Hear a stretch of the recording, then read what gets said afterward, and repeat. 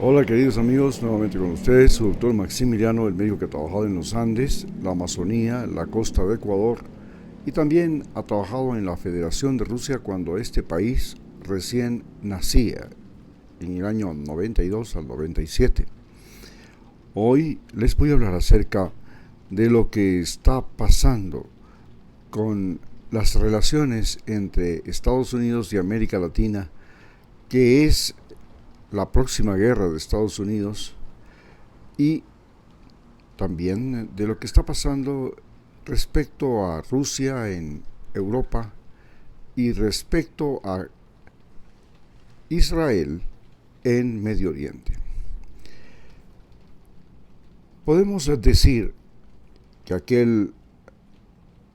mensaje que decía Donald Trump de querer retomar el canal de Panamá significa no solamente que Panamá va a defender su canal con sus hombres, sino que, a no dudarlo, Venezuela, Colombia, le ofrecerán también ayuda militar. En el caso de Colombia, que tiene una gran experiencia con la guerra de guerrillas, las FARC serán las primeras que se van a enlistar en este ejército para resistir a los norteamericanos. Pero se suma a esto Nicaragua y Cuba, que en ambos casos, igual que en Venezuela, están respaldadas por el ejército ruso.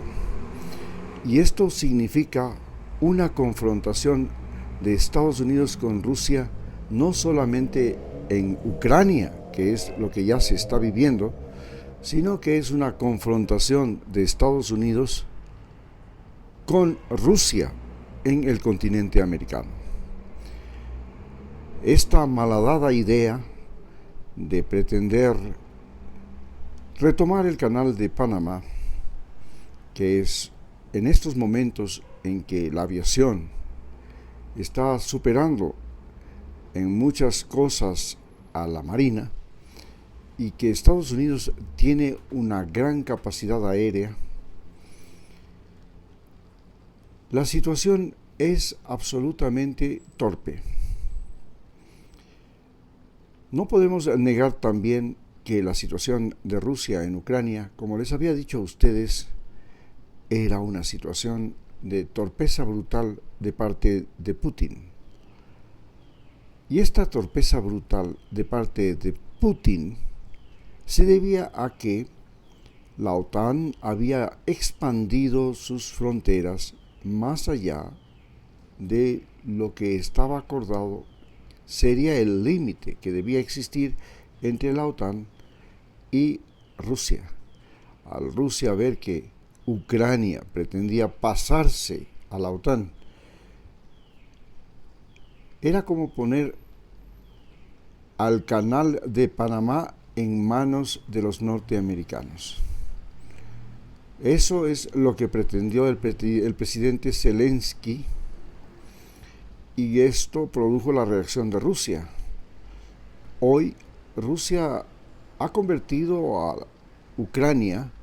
en un laboratorio de ensayos de armas de todo tipo. Y esto le está permitiendo a Rusia obtener información, detalles y conocimientos de los armamentos que posee Occidente, Estados Unidos y la OTAN, y al mismo tiempo elaborar nuevas armas, porque no podemos olvidar que Rusia se convirtió en el gran fabricante de armas de la Segunda Guerra Mundial después de Estados Unidos,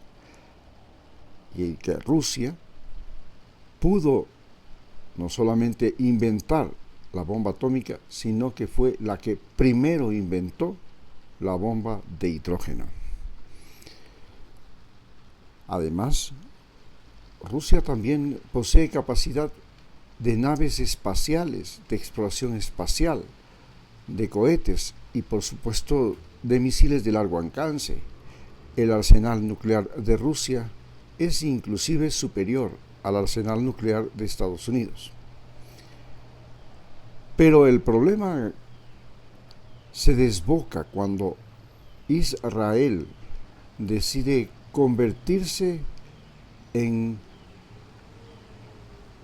el malo de la película en Medio Oriente. Y se convierte en el malo de la película de Medio Oriente porque en represalia de una acción absolutamente cruel de Hezbollah, al matar gente que no estaba armada, al secuestrarlos, este ejército palestino cometió un crimen de lesa humanidad. Pero Netanyahu, que es el nuevo Hitler, junto con Donald Trump, se han convertido en, como sentencia ya la Corte Penal Internacional, en criminal de guerra. Un asesino de niños, de familias enteras, de inocentes, a los que no solamente asesina, sino que además les obliga a vivir en condiciones precarias. Y esto ya no es como en el tiempo de la Segunda Guerra Mundial o antes de ella, en que los demás países del mundo ni siquiera sabían que existían los campos de concentración alemanes. Hoy todo el mundo se informa en tiempo real y no alcanza a entender cómo un viejo de aspecto horrible como es Netanyahu pudo convertirse en un individuo que puede decidir la suerte y muerte de niños, mujeres y personas inocentes con solo dar una orden a un ejército, y que, como todos los ejércitos del mundo, está formado por gente que carece de conciencia en todos los aspectos: conciencia histórica, conciencia moral y todas las otras formas de conciencia. Pero están embullidos de fanatismo político o de fanatismo religioso. Donald Trump, que ya vive su demencia senil y que ahora es propiedad de Elon Musk, un sudafricano migrante a los Estados Unidos, que es ahora el dueño del gobierno de los Estados Unidos a través de Donald Trump. Esperamos que en el futuro los latinoamericanos, que vamos a empezar esta guerra migratoria contra Estados Unidos cuando Donald Trump empiece la expulsión masiva de latinoamericanos, y luego cuando intente tomarse el canal de Panamá, y finalmente cuando imponga gobiernos de derecha, como lo hizo con Bolsonaro, con Macri, con una consulta popular que le llevó al gobierno a Guillermo Lasso y le permitió hacer lo que le daba la gana a Lenín Moreno en Ecuador. Con Donald Trump a la cabeza, Mike Pompeo como con su consejero, y todos estos que convirtieron a América Latina en lo que es ahora un polvorín, un infierno, que no solamente quema bosques en la Amazonía, en los Andes, en Chile, Bolivia, Ecuador, sino que además ha convertido a cada uno de nuestros países en sitios donde fluyen los migrantes hacia los Estados Unidos, porque las condiciones de vida, de seguridad, de trabajo, de estabilidad, solo sirven para enriquecer a grandes empresas norteamericanas y a los más ricos de cada uno de nuestros países. y estos ricos de nuestros países, que ya desde hace más de 100 años viven la enajenación denominada americanización, estudian en Estados Unidos, aprenden a vivir como norteamericanos, aprenden a hablar como norteamericanos y aprenden a odiar lo mismo que odia el gobierno norteamericano, nos han llevado a esta catástrofe humanitaria que estamos viviendo y que se ha convertido en olas migratorias, a esta catástrofe ecológica que estamos viviendo, que se ha convertido en incendios, sequías calamitosas, inundaciones catastróficas, a esta catástrofe sanitaria que empezó con la pandemia del COVID-19 y ahora continúa con epidemias como el dengue y otras epidemias que ya han llegado a los Estados Unidos, como son la epidemia del consumo de drogas. Embarcados en esta guerra al narcotráfico, donde Estados Unidos desde 1974, en el gobierno de Richard Nixon, la empezó para combatir a los hippies que habían convertido y creado una conducta social que era opuesta a la ideología norteamericana, y sumado a los soldados de Vietnam popularizaron el uso de las drogas, y para aplacar a la protesta de los negros por sus derechos civiles, convirtiendo a los negros en microtraficantes, especialmente de marihuana. Se produjo la prohibición de la marihuana, la cocaína y otras drogas alucinógenas, pero Estados Unidos había sido el gran consumidor de cocaína desde 1860, en que aparece Coca-Cola, y Coca-Cola fue la que popularizó el consumo de la cocaína. Y luego Hollywood popularizó el consumo no solamente de cocaína, sino también de marihuana. Lo mismo que Las Vegas y todos los centros de recreación norteamericanos, las películas, la música norteamericana, el rock, se convirtieron en los que publicitaron el consumo y la vivencia en base a las drogas. El rock y la música que ahora tenemos se originan en músicos y artistas que crean en el momento en el que viven el delirio. Así, hemos llegado a una sociedad en la que nosotros, los ecuatorianos, nos hemos convertido en el primer país exportador de cocaína por vía marítima del mundo. Guayaquil y Durán, en las ciudades más violentas de América Latina. Nos hemos convertido en el primer exportador de cocaína a Europa, pero además hemos convertido a nuestras cárceles, a nuestros barrios miseria, que son enormes en la costa de Ecuador, en colegios, escuelas y universidades del delito, donde ha desaparecido la moral, los valores humanos, los derechos humanos, la dignidad humana, y solo hemos creado seres humanos que consideran una virtud violar la ley, extorsionar, asesinar,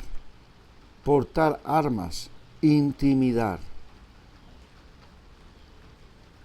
Lo que estábamos acostumbrados por el cine norteamericano a ver como normalidad, que el héroe podía matar a diestra y siniestra, y visible todos los días en sus películas, sin que la muerte del fulano o el mengano tenga una resonancia en la familia de ese individuo que murió, de ese individuo que el villano asesinó porque consideraba que había que matarlo, había que hacer ley por propia mano, se condicionaba, se creía el Dios que podía decidir la vida y la muerte de otro ser humano, burlando la ley, burlando las leyes de Estados Unidos. Y eso es lo que vemos todos los días y lo que ven desde lo que son niños, los niños latinoamericanos, en las películas de Batman, en las películas de Superman, en las películas de todos esos superhéroes que tienen la posibilidad de juzgar y de matar a otros seres humanos so pretexto de defender a los que esa sociedad considera buenos. Hoy, que los latinoamericanos somos considerados los malos del planeta Tierra, la basura que flota en una isla como Puerto Rico, los que ensucian la sangre norteamericana, como dice Donald Trump, los inevitables deportados a los que se les va a encarcelar en campamentos en el estado de Texas, donde ya el gobernador le ha entregado centenares de hectáreas para que se construyan campos de concentración, entre comillas, similares a los que fueron las reservaciones para los indios norteamericanos, pero destinadas a encerrar a familias enteras que, según Donald Trump, ya no serán divididas, se las expulsará con todos sus niños. Nosotros creemos firmemente que las fronteras en todo el continente americano tienen que desaparecer, desde Alaska a la Patagonia, porque las fronteras en el continente americano fueron creadas por potencias europeas o por líderes de las independencias de nuestros países que eran gente que quería tener una gran hacienda llamada país, comenzando por George Washington y Thomas Jefferson, y luego cada uno de nuestros países fueron liberados por individuos como Simón Bolívar, el mayor terrateniente y el más rico hombre de Venezuela, o San Martín, y nos crearon fronteras que nos han separado a los latinoamericanos y nos han convertido en enemigos, a tal punto que llegamos a tener por décadas como principal enemigo de los ecuatorianos a los peruanos y como principal enemigo de los peruanos a los ecuatorianos. Lo mismo pasó con los chilenos y peruanos, con los bolivianos y peruanos, con los argentinos y paraguayos. Todo esto nos ha llevado a que las fronteras solo han servido para convertir a nuestras naciones en propiedades de los oligarcas, de los aristócratas, de los criollos, oportunistas, ricos y malvados que han gobernado el continente, o paramilitares que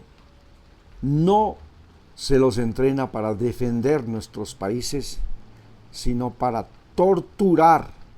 a los habitantes de cada uno de nuestros países. A todos los latinoamericanos nos es muy factible y muy real el hecho de que los militares latinoamericanos están para engordarlos en tiempo de paz,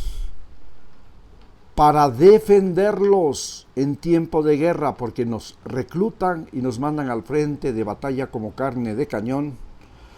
y para temerlos en tiempo de crisis, como la crisis que vive Ecuador en la guerra denominada conflicto interno armado o guerra al narcotráfico. Muchas gracias.